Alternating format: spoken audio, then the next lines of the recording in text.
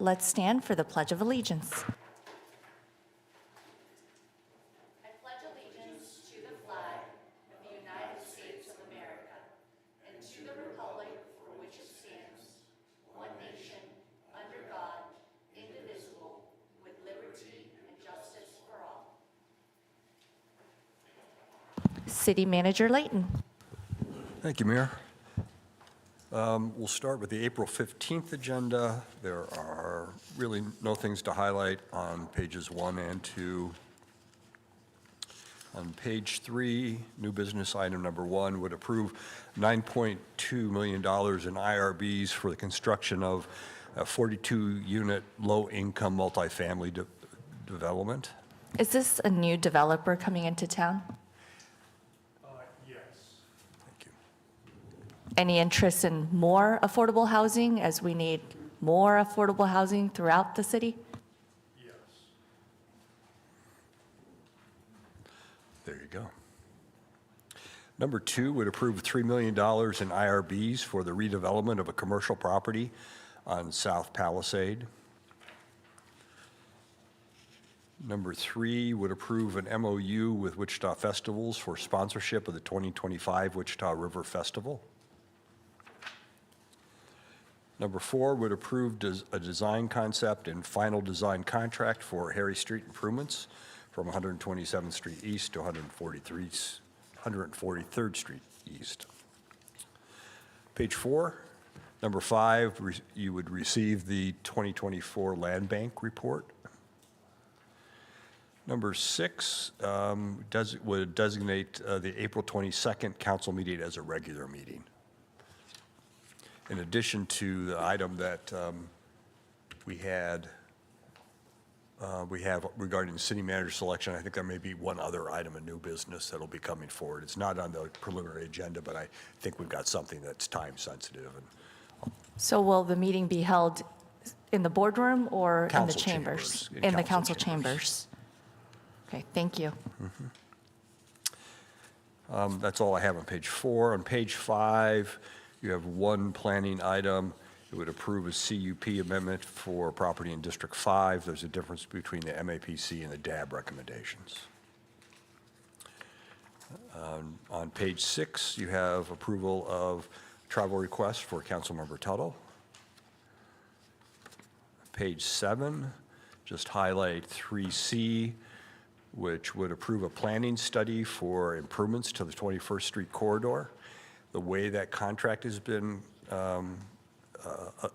developed, it would allow us to have an exit ramp should federal funding be withheld or a portion of funding be withheld during the work. 4A would approve a contract for project management and inspection services for Phase 2 of the Riverbank Improvement Project. 5A would approve a purchase agreement for the parking lot adjacent to the police department's traffic section building.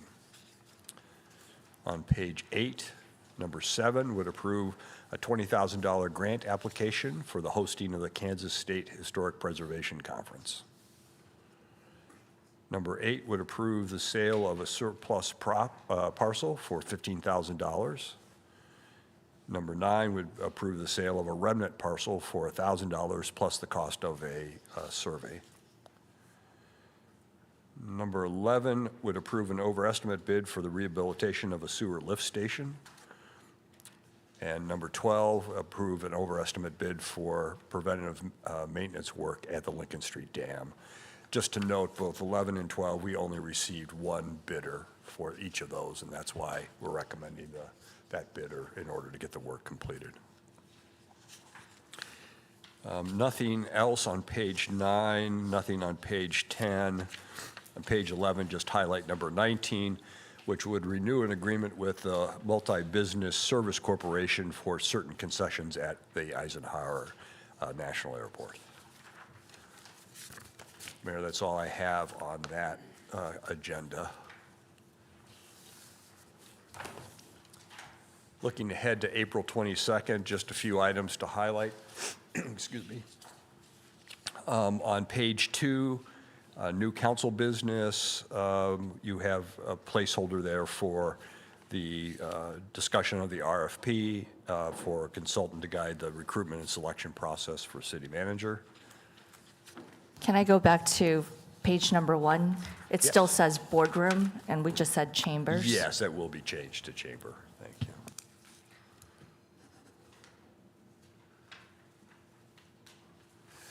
Okay.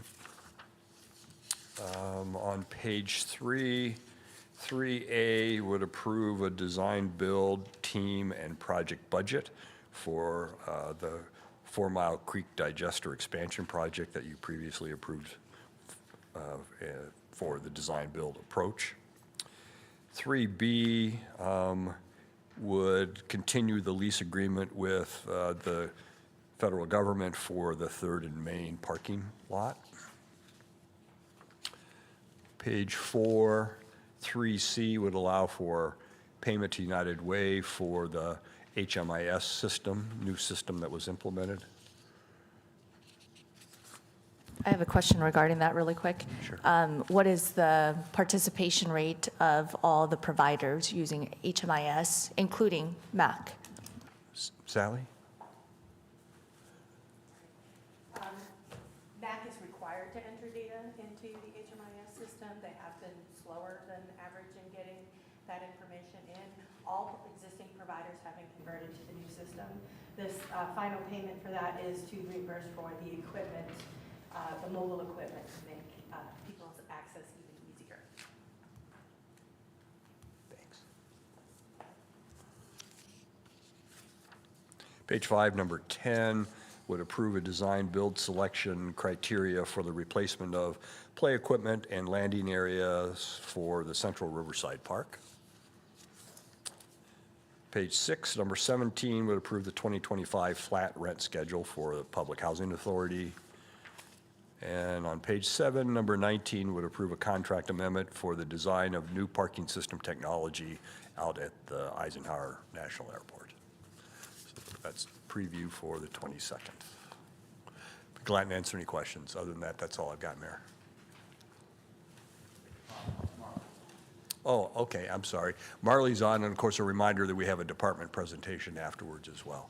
So, Marley, it's all yours. All right, thank you guys very much. Just very briefly, it is veto session time. They are looking to adjourn at some point today. They are looking to adjourn sine die, which means the very end of session. So they can raise money again, as well as, but they cannot override any additional vetoes on bills that are passed during the veto session time. Just a couple of items that we know where they are. The film tax credit is likely not going to advance this year. The Sunflower Summer Program, it did survive some of the budget vetoes. It will be funded at the $3 million mark for fiscal year 2025, and the program will begin after July 1. The contingency fee bill that we had some concerns with, the governor did veto that bill, and it was one of 2 bills that was not taken up for a veto override. The scrap metal bill that we worked with WPD on has passed both the House and Senate and is on the way to the governor's office. 2 items that are still being discussed and debated. The low-income housing tax credit bill, they want to make the program a little bit smaller and cap it. There's still some discussion that they may remove and eliminate the 4% credit, but maintain the 9% credit and cap the program. We're not sure if that bill will get through the process in time before they adjourn today. The other item is implementing an ASTRA fund. As we talked about, this is kind of a fund that they put into place to reward communities that stay under a certain threshold. There's still some discussions on it, and not sure if they'll vote on it or not, but it is something to put in place to be discussed to keep property taxes below a threshold. It would be in addition to revenue neutral rate. So we'll keep our eyes on all of these items, and the legislature is likely to adjourn today. So I'll have a full report for Jim either later today or on Monday to get to you guys, and I'm happy to answer any questions.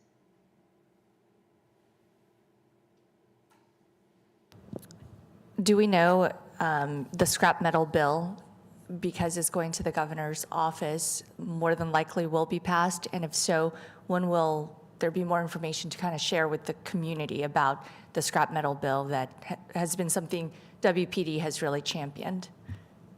Yes, absolutely. We do not see any problems with the governor signing it. It was an agreed to bill, and there was no opposition, and I believe it passed both bodies unanimously, or with 1 or 2 no votes.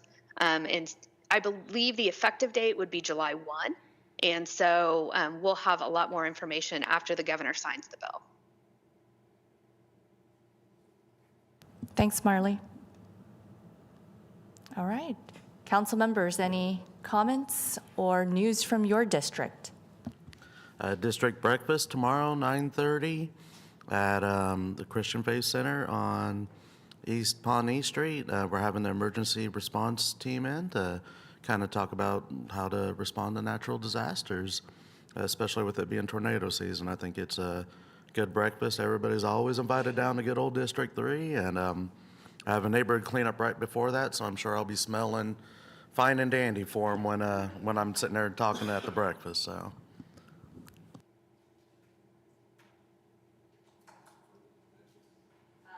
Only thing I'll mention, it's in District Number 1, but Open Streets ICT starts this Sunday in District 1 at WSU and the Shocker neighborhood.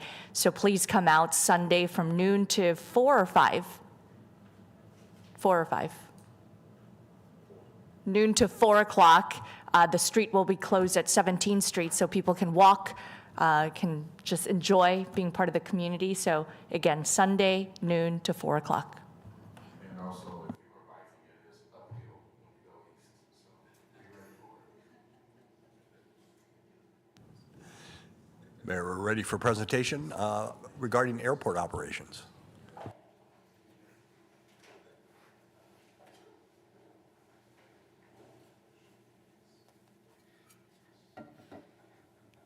Good morning.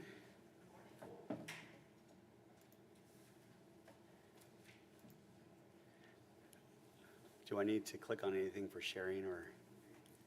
No? Okay, very good. Okay, Mayor, council members, Jesse Romo, Director of Airports, Wichita Airport Authority. Each year we do an annual report, staff does, to the Airport Advisory Board, and just wanted to present you with the same PowerPoint. Don't worry, there's a lot of slides, I think close to 60. It only took about 90 minutes to cover with staff, but I think I can do this in about 15 and leave some time for questions. So I might flip through quickly, but at least you have the slides, and if you ever have additional questions, please let me know. Start off with some revenue. Revenues were up in 24 versus 23 by 8%. Our operating expenses were down below budget by 4%, so we're making more money than we're spending, always a good thing for us. We've identified $72 million in capital spending over the next 5 years. Landed weights were up, gallons were up, pretty much everything was up. And what's was down, which is a positive, is turnover. And so when you look at post-COVID, there was a lot of turn. So a lot of staff time was being taken not only to recruit and fill positions, but to train for positions. So we're finally starting to see that stabilize a lot more. We've always got positions that are challenged to fill, equipment operators, some trades, but overall we're doing much better. As it relates to big projects, the big one in 24 for us that we completed was the phase 1 of the General Aviation Apron expansion project. Hopefully we get to do a second phase, and only a second phase. It kind of depends on funding, but in a couple more years. We did get to kick off the master plan. The majority of that's going to be done over this calendar year, and then we'll be completing a year from now. We only have 2 projects that have been impacted by recent federal pause of funding. This is one of them. This is airfield pavement rehab. We had a lot of different pavement that was identified for needing replacement or some repairs, and we're We went out to bid, and one of the bids was like 10 million over the engineer's estimate. It was quite a bit. And so we scoped it down and said, all right, we're going to need to take this in phases and stages. And so we've got the most critical areas that we're going to pursue this year. Still about a $14 to $18 million project. And there is a lot of federal funding involved with that, FA and bill funds. And again, the bill funds were the ones that were on a pause. Yes, sir. That winter shutdown that you have out there, chat about that a little bit. Does that mean the runways will be shut down for? No, that would be shutdown of construction activities. And so that way there's a break over the winter period, so it does not impact winter operations. Okay. Now I appreciate the opportunity to clarify. At Jabbar, we've got a lot going on there too. We're finishing up a project right now. We got the majority of it done in 24, but this is additional pavement on south of NCAT, so it allowed for some additional expansion opportunities for WSU Tech. And in properties, we've been negotiating quite a few new leases. We actually received 17 applications in 24, executed several letters of intent, and converted some to agreements. There was a lot pending. We still have a lot more in the queue that we're negotiating. And we negotiated up a lot of our revenue in the first year for existing tenants. We're looking at $5 million. It's nearly $1 million increase from the previous year, and that's just us executing on agreements for CPI adjustments and everything else that we have to do. Full-term revenue of all of those is about $33 million, but that's full-term over a 20, 30, 40-year period, depending on what their agreement says. New development, first new revenues came in over $200,000. At full term is 12. So we're seeing a lot of good revenue increases from our property negotiations and things we're doing there. One of the things I do want to point out is in our operations division, we had some turnover, which created some opportunity for us last year to reevaluate how things were done. We also got a not as stellar report from the FAA during their annual inspection as we would have liked, although their job is specifically to find things that we need to improve and do better upon. But as my staff hears the adage all the time from me, you control the things you can and remove yourself from being part of the problem. So we identified some ways that we could improve upon our operations, create more standardization, have better results year in, year out. And we created a new division out of two, and we're calling it the Airport Emergency Response and Operations, AERO. It actually combines airport police and fire with operations under one roof. And the ops was actually spun off from there, so it's a nice transition back. Plus, airport police and fire already do a lot of federal program management. They already do a lot of FAA Part 139 management. So expanding into additional Part 139 management just makes a lot of sense for us. So we're seeing better synergies in communications within our divisions in order to address a lot of issues. So pretty proud of that. We also can't forget Jabara. We have so much activity going on there. And one of the things that we did to help set us up for the future is built a new snow removal equipment building, SRE building. It's a maintenance building. And as we get new equipment at ICT, we intend to transition some of that older equipment to Jabara to help build that fleet out so they become more efficient in their snow removal operations during wintertime events.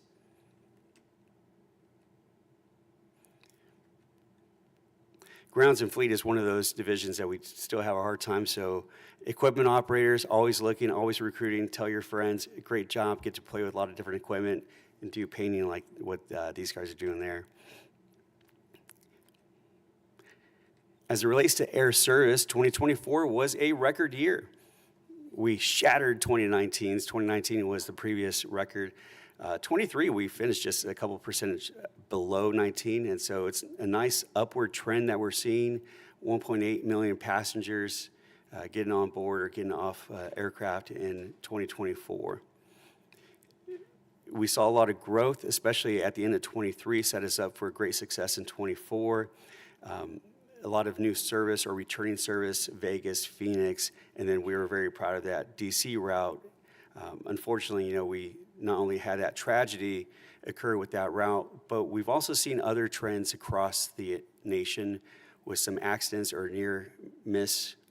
And with that, it's added some anxiety to travelers. So we're seeing a tick downward in travel activity across the board, not just in Wichita, but national.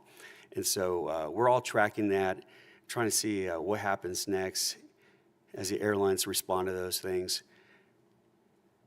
Our capacity is looking good, and American is our market, has the most market share of all the airlines that operate at ICT. And as we've mentioned before, the 50-seat regional jets are getting retired out of the fleet, and so we're seeing a lot more of the narrow body, a little bit bigger regional jets that are serving us. Our loads average in 81%. That's a really good load factor for us in our market. And airfares are actually pretty competitive with all of our peers. The outlook challenges in the airline industry, show very slow growth to no growth in 25. And so 26, 27, we might see some improvements, but we're all watching across the board to see what happens there. As it relates to IT, we have embedded IT staff that works in partnership with the IT staff here in City Hall to do a lot of our services, but we've been moving from a high-level design to the low-level design, and that's more of the procurement and implementation phase of things. So a lot of these packages are being put together, the UPS, the security systems, and Wi-Fi, by the way, we found a nice quick resolve to that because our Wi-Fi system was taken down post the cyber event last year. And so it took us a few months to figure it out because we were trying to rebuild the system anyway. And so we found, well, there's a short-term solution we can do. And so, well, what about making that a 3 to 5 year short-term solution and turn that over in 5 years and rebuild another system because technology, just kind of has to have that refresh every couple of years. And so we rolled that out. And so these slides are about each of those programs. They go in a little bit more detail. It's all updating all of our background or backbone for all IT. So that was the route for 24, but in the true Mamba fashion, the job's not done. So don't rest on your laurels, staff. We got to keep moving the ball forward. And so we sat down, we did some goals, and we shared these with the board. I believe the city, I know the city calls these pillars. And in our department, we've been calling them our purpose, our driving purpose. And another adage that my staff always hears me say is, the projects don't drive us, our purpose does. And so sometimes we get a little narrow focused on what we're trying to accomplish on a project level, but it's never forget the bigger picture of what we're trying to do. So each of our divisions, we have a driving purpose, and we've identified projects along the way to help us accomplish some of those goals or to position ourselves to be more competitive in the future as it relates to development, IT, and operations, especially too in workforce. And we've got some good air service goals. We've got great market connectivity now, but we're working with the Air Service Committee through the Chamber and other partners to identify what our next big targets are. We attempted in New York. We didn't have interest from airlines and no support there. We attempted with Charlotte, but we couldn't finalize a deal with the airline to take us there. And so, like I said before, the national trends, everyone's kind of rolling back right now and holding steady, but we're still trying to move forward and set us up for future opportunities, including Los Angeles, which LA continues to be our biggest unserved market right now.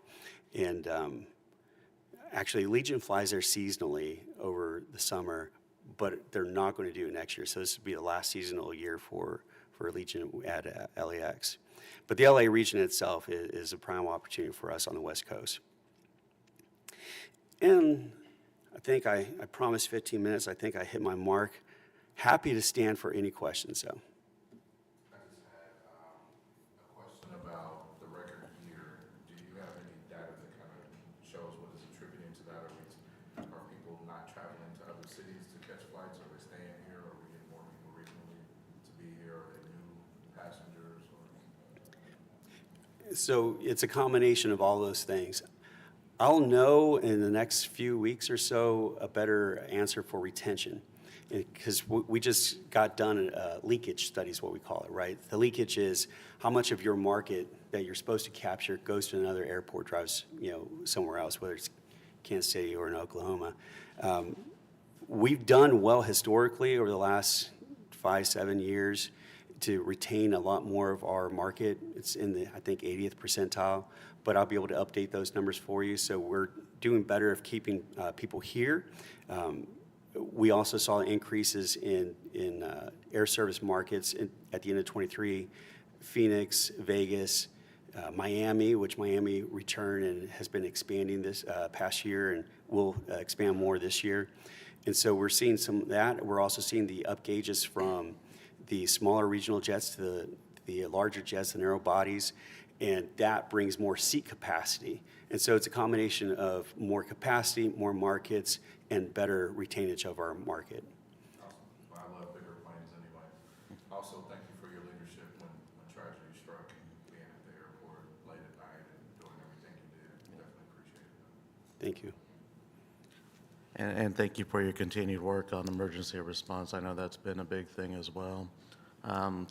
Also, can we just have you run all our slideshows from now on? Thanks, Jesse. I respectfully decline.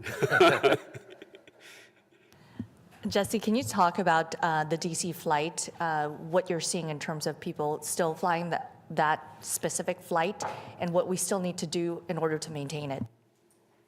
So DC is a little tricky one because there's some sensitivities there, currently, and we do a lot of, just as background knowledge, we do a lot of marketing for air service from the airport's perspective on behalf of the airlines for different market areas, and we also do it in concert with them. So right now we're not doing a lot of push as we would normally do for Americans' flight to DCA. DCA itself is seeing reductions in their activities, not just from our market, but from others. There's some adjustments that FAA is making over there, same with DOD, things that are impacting multiple flights, like shutting down airspace when there's presidential movement. And so there's a lot of different factors that are playing into DC's market right now. For us, we have seen a decrease in loads and enplanements. We saw a greater increase last year at this time with spring break, so we're lagging behind last year's trend line. But, it's one of those things, kind of like baseball stats. Check us at the end of the season and see where we're at. And so we're hopeful that as we continue to move forward throughout the year, those numbers will improve.